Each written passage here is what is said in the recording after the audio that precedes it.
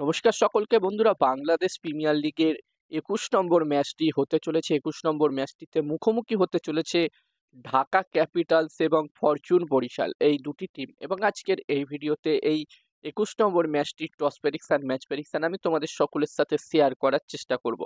তোমরা যারা আমার রেগুলার ভিডিও দেখো তারা সকলেই জানো যে আমার ভিডিওগুলো ছোট্ট ভিডিও হয়, তাই স্কিপ করো না, পুরো ভিডিওটা দেখো। আর ছোট্ট ভিডিওটা ভালো লাগলে অবশ্যই একটা লাইক করো। আর বন্ধুরা, এই বাংলাদেশ প্রিমিয়ার লিগের প্রতিটা ম্যাচের টস প্রেডিকশন, ম্যাচ প্রেডিকশনের ভিডিও দেখতে চাইলে চ্যানেলটিকে সাবস্ক্রাইব তোমরা করে নিতে পারো।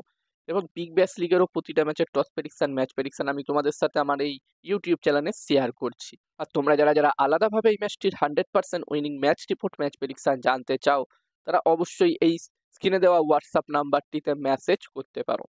আর যেখানে বন্ধুরা এই ২১ নম্বর ম্যাচটি হতে চলেছে ঢাকা ক্যাপিটালস এবং ফরচুন বরিশাল টিমের মধ্যে, এই ২১ নম্বর ম্যাচটি হতে চলেছে চট্টগ্রামে। আর এই ম্যাচটির জন্য প্রথম ইনিংসে একটি ভালো টোটালের কথা বললে বন্ধুরা, আমরা সকলেই জানি যে চট্টগ্রামের পিচ কিন্তু একদমই প্রপার ব্যাটিং পিচ হয়ে থাকে। এখানকার উইকেট একদম সাপাট উইকেট হয়ে থাকে, তাই এই ম্যাচটির জন্য এখানে 200+ স্কোর যদি হয় প্রথম ইনিংসে, তাহলে একটি মোটামুটি ভালো টোটাল হতে পারে। এবার দেখার বিষয় থাকবে এখানে কি হয়। আর বন্ধুরা, যেখানে ঢাকা ক্যাপিটালস টিম তাদের শেষ ম্যাচটি বড় ব্যবধানে জিতে এই ম্যাচটি খেলতে আসছে, যদিও ওভারঅল ঢাকা ক্যাপিটালস টিমের পারফরমেন্স এবছরের এই বাংলাদেশ প্রিমিয়ার লিগে খুবই খারাপ হয়েছে, যেখানে তারা 7টা ম্যাচের মধ্যে মাত্র একটি ম্যাচই জিততে পেরেছে, বাকি 6টা ম্যাচ তারা হেরেছে। এবং এই মুহূর্তে ঢাকা ক্যাপিটালস টিম একদম নিচে পয়েন্টস টেবলসের 7 নম্বর পজিশনে আছে। যেখানে বন্ধুরা আগের ম্যাচটিতে লিটন দাস এবং তানজিদ হাসান দুজনেই দুর্দান্ত সেঞ্চুরি করেছিল এবং তার কারণেই ম্যাচটি জয়লাভ করেছিল ঢাকা ক্যাপিটালস। তবে এখান থেকে ঢাকা ক্যাপিটালস টিম অবশ্যই চাইবে তাদের বাকি ম্যাচগুলো জিতে এখানে প্লে অফসের দৌড়ে টিকে থাকতে। অন্যদিকে বন্ধুরা, ফরচুন বরিশাল টিমের কথা বললে ফরচুন বরিশাল টিম এখনো পর্যন্ত 5টা ম্যাচ খেলেছে, যার মধ্যে তারা 3টে ম্যাচ জিতেছে, 2টো ম্যাচ তারা হেরেছে এবং 2টো ম্যাচই তারা রংপুর রাইডার্স টিমের বিরুদ্ধেই হেরেছে।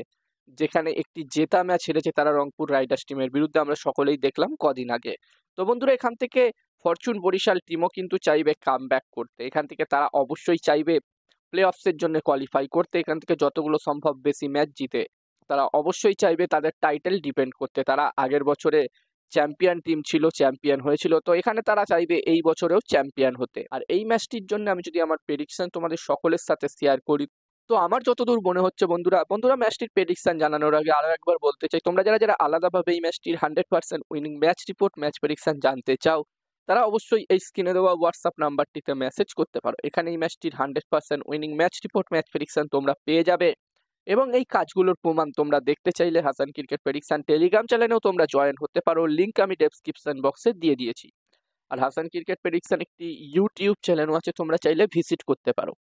আর আমার যতদূর মনে হচ্ছে বন্ধুরা, এই 21 নম্বর ম্যাচটিতে এখানে টস জিততে পারে ফরচুন বরিশাল, ম্যাচটিও জিততে পারে ফরচুন বরিশাল। আমার প্রেডিকশন রইল এই ম্যাচটিতে টস ম্যাচ দুটোই ফরচুন বরিশাল টিম জিতবে। এবার দেখার বিষয় থাকবে কি হয়। তো এই ভিডিওতে এই পর্যন্ত। এই ভিডিওটা ভালো লাগলে অবশ্যই লাইক করো। আর বন্ধুরা, এখন সাউথ আফ্রিকা টি-20 লিগের পাশাপাশি ইন্টারন্যাশনাল টি-20 লিগও চলছে এবং এই দুটো লিগের টস প্রেডিকশন, ম্যাচ প্রেডিকশন আমি তোমাদের সাথে আমার টেলিগ্রাম চ্যানেলে শেয়ার করছি। যারা যারা জয়েন হওনি অবশ্যই জয়েন হয়ে যাও, লিংক ডেসক্রিপশনে আমি দিয়ে দিয়েছি।